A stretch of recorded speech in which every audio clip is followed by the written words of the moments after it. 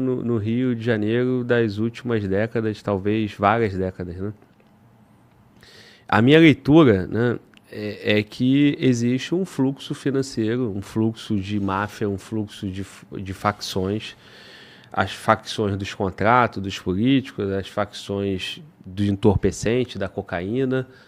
Tem a contravenção no Rio de Janeiro, muito famosa no Brasil e no mundo, né? Então aqui tem muito fluxo de dinheiro, muitas coisas. E é natural, né? E demorou muito para que chegasse, né, ao território dominado.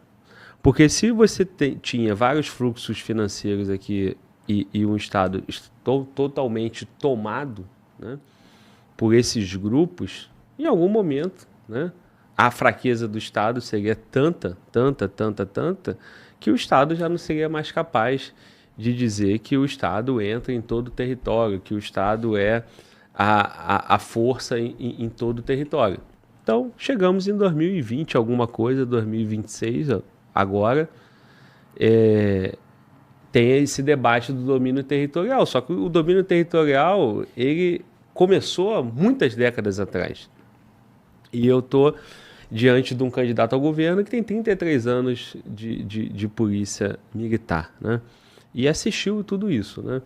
E durante a tua carreira, você também assistiu, né, os debates de contravenção, os acertos de contas, mortes na família. Acho que todos nós aqui, todos que estão na sala, quem está assistindo, ao menos já ouviu falar da cúpula do Jogo do Bicho, assistiu o documentário da Globoplay, né, vários escritos. Então as pessoas sabem, né, no tema contravenção.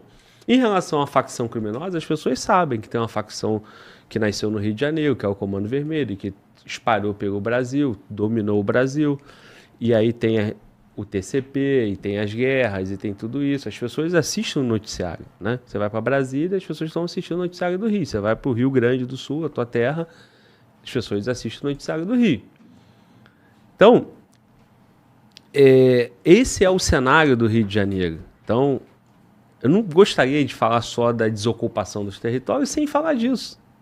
Porque o Rio chegou nesta condições, né? Então, assim, o que fez, né, no diagnóstico, principalmente que eu estou diante de dois especialistas aqui do tema, né? Um coronel de polícia, um bombeiro militar, ainda que agora numa atuação mais como pedagogo, mas, assim, o Rio de Janeiro é o Rio de Janeiro há muito tempo, né, cara? Há muito tempo. O Busnello falou que está há 43 anos aqui. Quando o senhor chegou aqui, tinha o que aqui? Tinha contravenção? Contravenção. Tinha político vagabundo, tinha cocaína, tinha tudo. Então, e também tinha uma espécie de domínio territorial, porque as facções já estavam lá no terreno, né? Talvez não dessa forma. Então, por favor, eu gostaria de ouvir, né? Porque para ter a solução, eu acho que tem um passo inicial, né? Que é o diagnóstico, né? Por que o Rio é do jeito que é? Muito simples. O Rio é do jeito que é porque ele foi criado dessa forma. O Rio de Janeiro, ele ganhou a posição de capital do Império porque o pirata francês e inglês vinha aqui, bombardeava, roubava tudo e ia embora. Então, o Rio de Janeiro, ele nasceu da pirataria, ele nasceu do ilegal, da coisa ilegal, da forma com que você se apropriava desse bem. Então, você já tinha o pirata que vinha aqui, trazia o escravo, deixava o escravizado aqui, pegava o pau-brasil, pegava os metais e ia embora. Então, ele já nasceu de uma fusão de várias coisas erradas.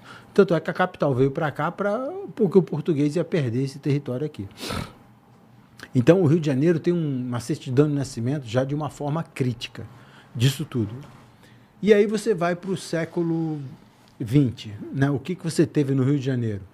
Você teve um país que não conseguiu se desenvolver o suficiente para isso, mudou a capital e deixou o Rio de Janeiro abandonado. Então você tem uma coisa muito maior. Tem até um livro que fala do último dia do Rio de Janeiro como capital. As pessoas estavam tão anestesiadas com Brasília que esqueceram do Rio de Janeiro. Só que o Rio de Janeiro, ele só tem perdido. Ele perdeu orçamento, ele perdeu barganha política, ele tem declinado em todos esses sentidos. E isso é uma deriva muito grande para o Rio de Janeiro, que ele não está sabendo superar. E aí você tem as facções. As facções, eu estava vendo uma foto, o primeiro fuzil apreendido no Rio de Janeiro foi em 1989, com o Coronel Laranjeiras. Em 96, 7 anos depois, eu, numa operação somente, numa operação única, no Pavãozinho, em Copacabana, peguei mais de 15 fuzis. Ou seja, 7 anos depois, num só lugar, você tinha mais de 15 fuzis. Então, essa belicosidade, esse combate, ele surgiu de um viés político misturado com aquilo ali. Nós temos que lembrar que o Comando Vermelho nasceu na Ilha Grande, da fusão entre o bandido comum e o bandido e o crime político que estava ali fechado no meio. Foi um erro terrível aquilo ali, mas dali surgiu uma ameaça política que hoje está nos destruindo. Temos que ter também uma outra ideia de que a ilegalidade e a informalidade atuam perfeitamente no Rio de Janeiro. O cara está ali numa comunidade, favela-bairro, projeto favela-bairro, concreto beco, passa um fio de luz, esgoto, tratamento, saneamento, abertura da via, inclusão do cara na sociedade, da posse dele, do terreno dele, nada disso acontece. Então, esses projetos populistas, esses projetos políticos partidários que vêm assolando o Rio de Janeiro, eles trouxeram isso tudo. Hoje, o cara tem... A principal ação que o BOP tinha que fazer quando instalava uma UPP, você sabe qual era, Globo? Era coletar o lixo. Porque a prefeitura não bota gari comunitário suficiente para coletar o lixo. Então, a primeira coisa que nós fazíamos era abrir a via e coletar o lixo. Então, são estruturas de serviços que o Rio de Janeiro acostumou a dar para a sua população de forma totalmente precária. Eu não te dou o título de propriedade, mas eu deixo você vender ilegalmente a tua laje para você continuar naquela miséria ali. E aí você fica sendo explorado pelaquela miséria de ganhar um poste de luz, de ganhar uma torneira, mas quando dá guerra, aí não tem luz, não tem água, não tem nada. Então, essa informalidade do Rio de Janeiro, da criação do Rio de Janeiro, e essa informalidade cultivada, principalmente no século XX, nós pagamos caro por isso.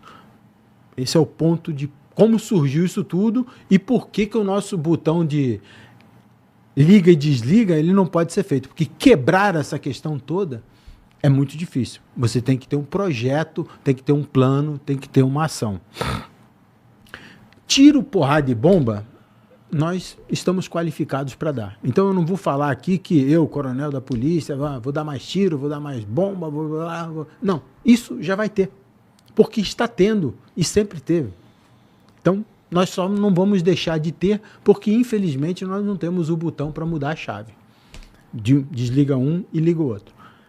Mas nós temos um projeto em que visa você incluir aquele cidadão, dar a posse do terreno. Volto a repetir, há 20 anos que o Instituto de Terras do Rio de Janeiro sequer dá um pedaço de terra. Então você não tem mais como você dar uma posse permanente para a pessoa e não dar a propriedade dela. Isso ela faz ganhar valor, isso faz ela ser inclusa, ela vai pagar o IPTU dela, ela vai ter a responsabilidade dela, ela vai ser um cidadão que vai estar presente na sociedade. Se você for na Maré hoje, você vai encontrar 90% daquela população, ou 99%, eu até arrisco a dizer, nunca visitou ou curtiu a cidade deles, porque eles se sentem excluídos. Você vai na Rocinha, a mesma coisa. Não, eu não posso ir no Cristo, eu não posso ir no Pão de Açúcar, porque eu sou excluído. Então o cara fica confinado a uma exclusão, ele fica confinado a não ter direitos.